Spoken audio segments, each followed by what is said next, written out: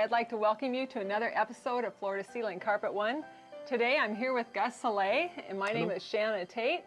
And today we'd like to talk to you a little bit about wood products and how to choose wood products for your particular home needs. And today I'm going to pretend to be the customer. And so I come into the store and I say, Gus, I think I want some wood for my home. Okay. What I usually do, I want to make sure that that's right product for you. Okay. Because to figure out if it's new construction or remodel. So what would it be? You know, I think right now we're seeing a lot of remodels, and Okay. and I'm remodeling my home. Okay. Yeah. I try to figure out, so if it's remodel, what's your existing floor, because it does affect the price initially. Also, if you have kids or pets, because that does come in the formula.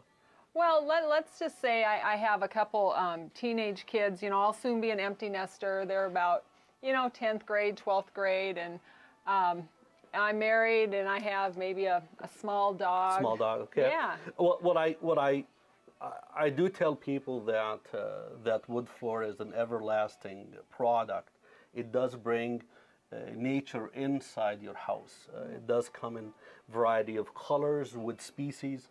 So if you just want to do your house, for example, in oak, it's going to give you that country look. If you want to do maple, it's going to be a little bit more sophisticated. Oh, what's the new styles that you're seeing right now? What if I want something to make a statement? I want something a little new, different, maybe something the neighbor doesn't have. You just want more intense colors. We're beginning to sell more of the wider boards. Can you show me? Because it's a little bit more sophisticated. Let's see a sample of that. A sample would be something like this, for example. It all depends. It all depends on your decor, how you'd like it, what kind of wood cabinets that you have, because that affects the color. Well, I have really dark cabinets, and I want to lighten up my home, and I don't. At this time, I'm not replacing my cabinets, so. If I want something a little lighter, what type of a wood do you think I would like?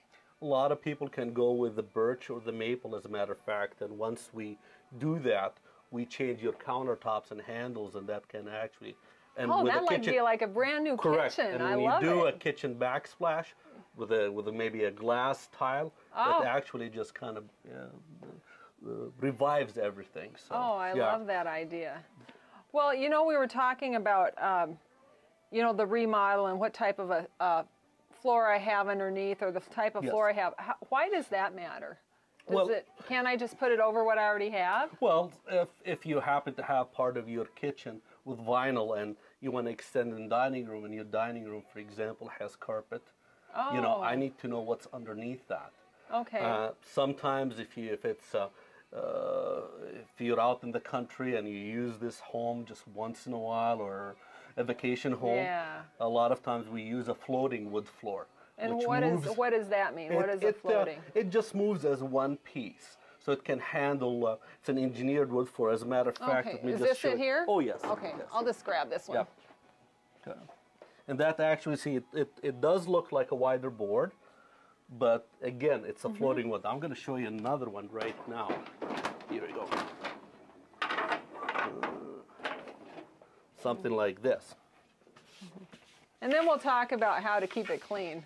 Yeah, and all these products are pre-finished, so you don't have to do a thing to them. They do. Oh, you don't have to come in and have somebody finish them for you? Nope. And within, basically, you're looking about 2 to 3 days on an average, and we'll be done with your job. So. Oh, so you don't have to wait days between getting it finished and sanded and all the dust in your home? And as a matter of fact, because when this is pre-finished, it comes from the factory, it's been tested already, and you have all the great warranties behind it. So. Oh, I love that idea. So then am I going to have to resand this in a couple years then, or when it starts to show wear? Or well, depending on the usage.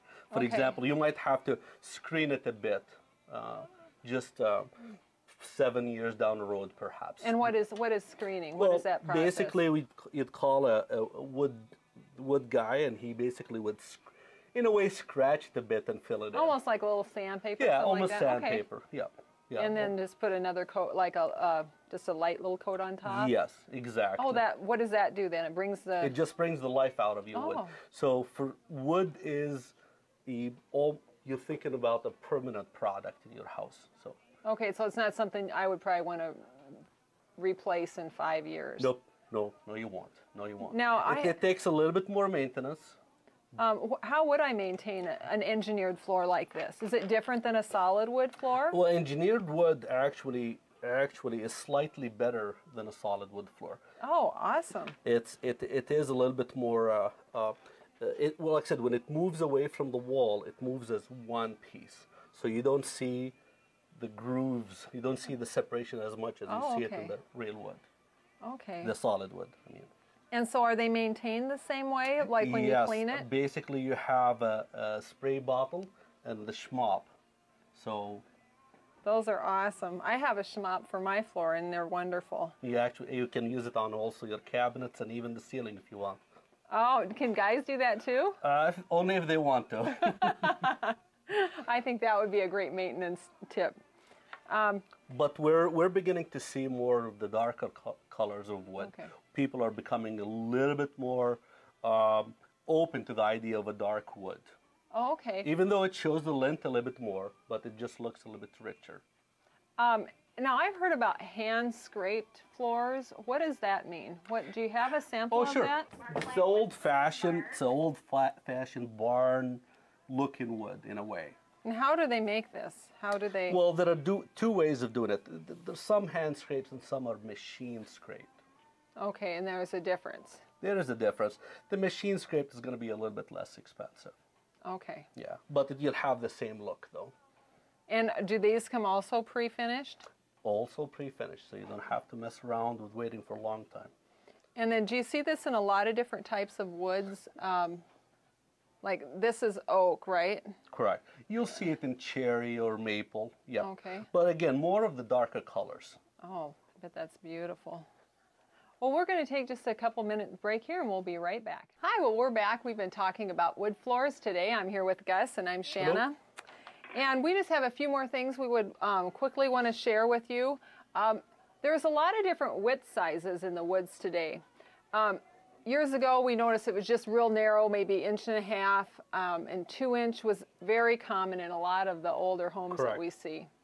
And don't we see the trend moving to a wider board? Correct. Correct.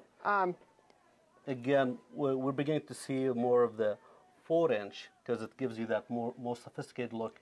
And also the houses are becoming, the average house is 2,450 square feet. Oh, that's that big. Yep. So when you go with a bigger area, a lot of people are going with the 4-inch product. Mm-hmm.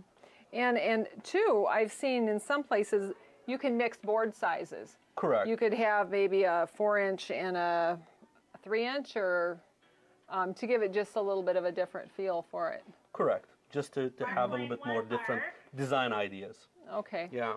And here also we have an engineered wood. We're showing it to you when it's glued because you're able to install this in basement on concrete. You can do. I didn't know that you can sell wood in concrete. See, with solid wood floor you can't, because it's so we have to go with an engineered wood. Okay, so that gives it you some more design capabilities then too. I can put it in my basement and. And again, it does come in the wider widths, 5-inch and 3-inch. So. And we're seeing a lot of in-floor heat in floors now. Is there wood that can be put over in-floor heat? Yeah, some wood doesn't, but most wood you're able to have it. And would that be floated then, or would it be glued? Actually, most of it will be floating. Okay. You know, most people, when we work with the lake, they go with a floating wood. Okay. Well, great. Well, I just want to thank you for being on our show today, Gus, and You're for welcome. Talking about the different types of wood. Thanks for the opportunity. We hope you come back and talk with us again another time. I'm Shanna Tate, and this is Gus Soleil, Floor to Ceiling Carpet One. Thank you.